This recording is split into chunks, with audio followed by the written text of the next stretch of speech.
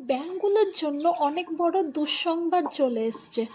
RBI recently repo rate cut down করেছে, যার জন্য আপনার হোম লোন, পার্সোনাল লোন, কার লোনের ইএমআই এখন কিন্তু অনেকটাই কমে গেছে। তো চলুন জানা যাক এই রিপো রেট কি। এই রিপো রেট হলো সেই ইন্টারেস্ট রেট যেই রেটে আরবিআই ব্যাঙ্কদেরকে লোন দিচ্ছে। এবার RBI repo rate cut down করতে যে বেনিফিটস হচ্ছে, যে ব্যাঙ্কগুলো অনেক কম রেটে টাকা পেয়ে যাচ্ছে, তো তারা লোন ইনভেস্টও কমিয়ে দিতে বাধ্য হচ্ছে।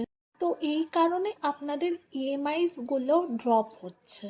এই ডিসেম্বরে আরবিআই কিন্তু রিপো রেট প্রায় 0.25% কমিয়ে দিয়েছে। এখন একটি কোয়েশ্চেন দাঁড়াচ্ছে যে এই রিপো কাট কেন হয়। তো আরবিআই ইউজুয়ালি রিপো কাট করে কারণ ইনফ্লেশন রেটটাকে কমানোর জন্য আর ইকোনমিক গ্রোথকে সাপোর্ট করার জন্য। এক্সিস্টিং লোন হোল্ডারের জন্য এখন কিন্তু খুব বড় একটি গুড নিউজ এসছে। যদি আপনার car loan, home loan, personal loan বা যে কোনো লোন যদি ফ্লোটিং রেটের উপর বেস থাকে, তাহলে তো ইএমআই অটোমেটিক্যালি রিডিউস হয়ে যাবে। ইউজুয়ালি ব্যাঙ্কগুলো কিন্তু রিপো রেট কাটের উইদিন 1 to 2 months আপডেট করেই দেয়। এবার আপনি কত সেভ করছেন? সাপোজ আপনার একটি 50 lakhs লোন, যার টেনিয়ার 20 years।